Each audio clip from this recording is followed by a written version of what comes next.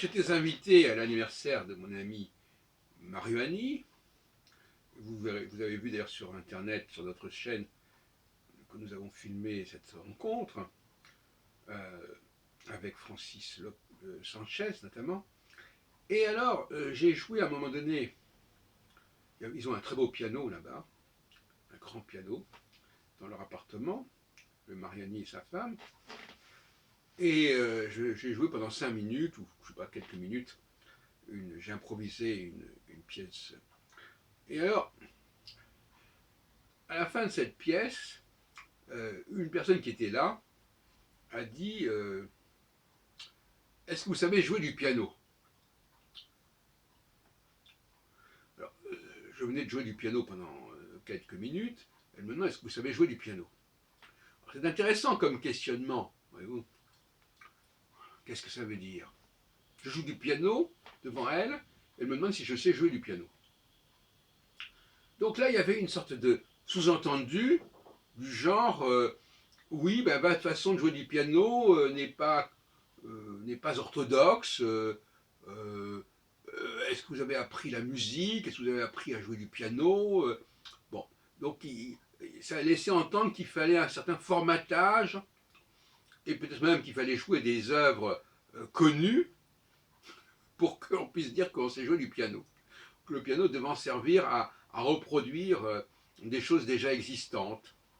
Et celui qui fait des choses qui ne sont pas existantes, bon, on ne sait pas très bien s'il sait jouer du piano, puisqu'il n'exécute pas quelque chose qui corresponde à une partition, à une matrice, à un moule déjà déterminé. Je le précise entre parenthèses que c'était une femme qui a fait cette observation. Je trouve ça extrêmement révélateur. C'est comme quelqu'un, par exemple, vous parlez avec, qui vous voit parler, qui vous écoute parler pendant un quart d'heure en français avec une autre personne et qui vous demande ah, est-ce que vous savez parler le français? Alors, on ne sait pas très bien ce genre de questionnement étrange.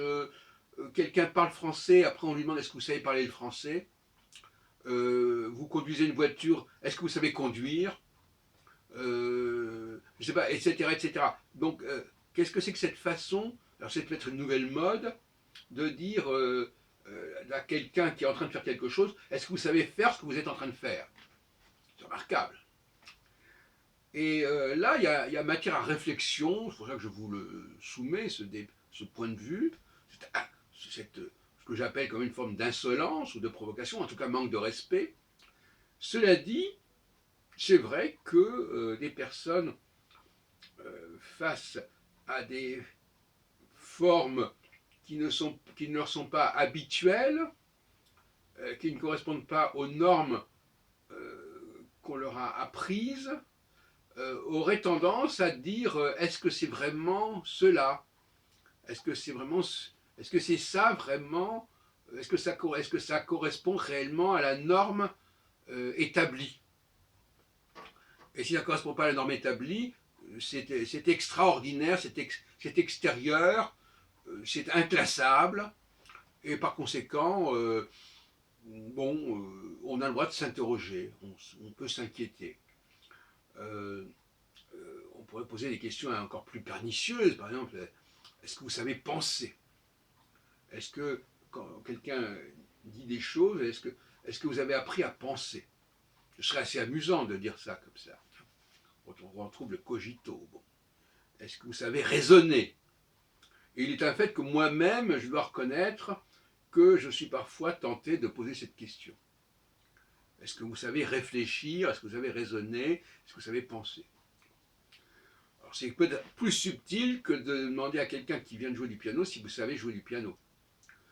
Ou si vous avez appris, par exemple, oui c'est ça. Alors, par exemple, moi, des gens qui me disent, est-ce que vous avez fait des études dans ce domaine? Est-ce que vous avez eu la formation appropriée? Alors moi, je suis désolé, mais en musique, moi, ma position est extrêmement provocatrice. En musique, je pense que la musique, c'est quelque chose de naturel et que ce sont les moins doués qui apprennent la musique, en fait. Voilà, bon, c'est comme quelqu'un qui aurait eu un accident, il se serait cassé la jambe, bon, bah, il il faut qu'il se rééduque. Voilà. Bon, ben, voilà. Donc, il y a des moments où, oui, où quelqu'un qui est malade, il faut qu'il se rétablisse. Mais si quelqu'un est en pleine possession de ses moyens, il n'a pas besoin d'être rééduqué ou éduqué ou formaté. Il joue, il fait ce qu'il a à faire, et puis c'est tout. Je veux dire, c'est pas. L'éducation, c'est un palliatif, c'est un pis-aller à la limite, c'est une béquille.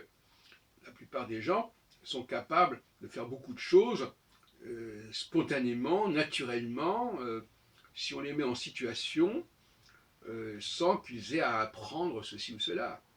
Par exemple, en musique, bon, il y a des gens qui sont naturellement, on dit naturellement, d'ailleurs, ils sont naturellement capables de jouer, d'être en phase, de capter les choses, sans qu'on leur ait donné les règles de l'harmonie pour que ça marche. Il faut bien comprendre que ceux qui ont appris cela, c'est parce qu'ils étaient démunis quelque part de ce point de vue-là. Il faut dire les choses crûment. Bon. Voilà la petite polémique que je voulais vous servir en cette fin d'année, qui devrait vous inciter quand même à une certaine forme de réflexion.